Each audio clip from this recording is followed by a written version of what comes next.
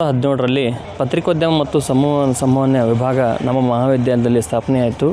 ಸುಮಾರು 8 ವರ್ಷಗಳ ಕಾಲ ನಿರಂತರ ಪರಿಶ್ರಮದಿಂದ ಕಳೆದ 2024ರಲ್ಲಿ ಒಂದು ಪತ್ರಿಕೆಯನ್ನು ಇವರು ಸ್ಥಾಪನೆಯನ್ನು ಮಾಡಿದ್ರು. ಅದು ಕಲಾವಾಣಿ ಪತ್ರಿಕೆ ಅಂತೇಳಿ. ಬಹಳ ಅದ್ಭುತವಾದಂಥ ಪತ್ರಿಕೆ. ಇದರಲ್ಲಿ ಸಮಗ್ರವಾಗಿ ಬರಹಗಳಿರ್ಬೋದು ಅಥವಾ ಕಥೆಗಳಿರ್ಬೋದು ಅಥವಾ ಮಹಾವಿದ್ಯಾಲಯದ ಬೇರೆ ಬೇರೆ ಚಟುವಟಿಕೆಗಳಿರ್ಬೋದು, ಒಬ್ಬ ವ್ಯಕ್ತಿಯ ಸಂದರ್ಶನ ಇರಬಹುದು, ಸಾಧಕನ ವ್ಯಕ್ತಿಯ ಸಂದರ್ಶನ ಇರಬಹುದು.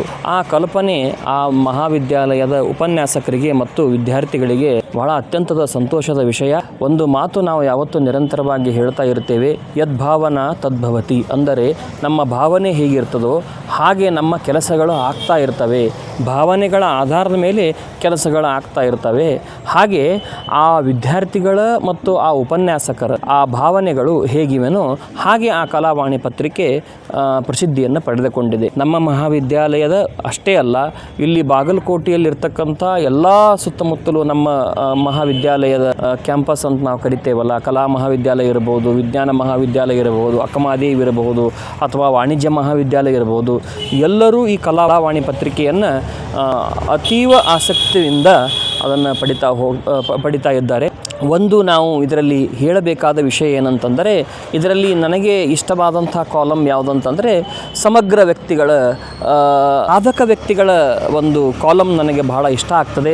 ವಿಭಾಗದ ಒಬ್ಬ ವಿದ್ಯಾರ್ಥಿ ಸಾಧಕ ವ್ಯಕ್ತಿಗಳ ಜೊತೆ ಮಾತಾಡ್ತಾನೆ. ಕೆಲವೊಂದು ನಾವು ಸಾಧಕ ವ್ಯಕ್ತಿಗಳ ಬಗ್ಗೆ ನಾವು ಇಲ್ಲಿ ಓದಿದಾಗ ನಮಗನಿಸ್ತದೆ ನಾವೇಕೆ ಸಾಧನೆ ಮಾಡಬಾರದು ಅಂತ ನಮಗೆ ಒಂದೊಂದು ಸಲ ಏನದ ಒಂದು ಆಸಕ್ತಿ ನಮ್ಮಲ್ಲೇ ಹುಡ್ತಾ ಇರ್ತದೆ. ಇನ್ನು ವಿದ್ಯಾರ್ಥಿಗಳಂತರೂ ಸಹಜಿಕವಾಗಿ ಇದೆ.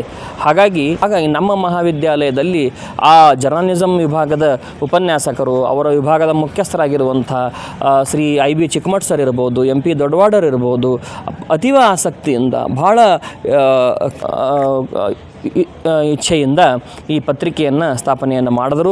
ಪ್ರತಿ ತಿಂಗಳು ಈ ಪತ್ರಿಕೆಯ ಒಂದು ಔಟ್ಪುಟ್ ಹೊರಗೆ ಬರ್ತಾ ಇದೆ. ಹಾಗೆ ನಂದು ಒಂದು ಅಭಿಪ್ರಾಯ, ಇದರಲ್ಲಿ ನಂದು ಒಂದು ಸಜೆಷನ್ ಏನಂತಂದರೆ, ಹೇಗೆ ನಾವು ದಿನಪತ್ರಿಕೆಯನ್ನು ಬಳಸ್ತಾ ಇದ್ದೇವೆ ಹಾಗೆ ನಮ್ಮ ಮಹಾವಿದ್ಯಾಲಯದ ಕಲಾವಾಣಿ ಪತ್ರಿಕೆ ಕೂಡ ದಿನನಿತ್ಯವಾಗಿ ಆಗಲಿ ಅಂತ ನಾನು ಆಶಯಿಸ್ತೀನಿ. ಈ ವಿದ್ಯಾರ್ಥಿಗಳಿಗೆ ಮಗದೊಮ್ಮೆ ಅವರಿಗೆ ನಾನು ನನ್ನ ಶುಭ ಹಾರೈಕೆಯನ್ನು ತಿಳಿಸಿ, ಒಂದು ವರ್ಷದ ಈ ಪತ್ರಿಕೆಯನ್ನು ಪೂರ್ಣಗೊಳಿಸಿದಂಥ ಶ್ರಮಿಸಿದಂಥ ಎಲ್ಲ ಉಪನ್ಯಾಸಕರಿಗಿರ್ಬೋದು, ಮಹಾವಿದ್ಯಾಲಯ ಪ್ರಾಚಾರ್ಯರು ಅದಕ್ಕೆ ಸಪೋರ್ಟ್ ಕೊಟ್ಟರು, ಚೇರ್ಮನ್ರು ಸಪೋರ್ಟ್ ಕೊಟ್ಟರು, ಮತ್ತು ಈ ವಿದ್ಯಾರ್ಥಿಗಳ ಪ್ರಯತ್ನಕ್ಕೆ ನನ್ನ ಮೆಚ್ಚುಗೆಯನ್ನು ಇರಲಿ, ನನ್ನ ಶುಭ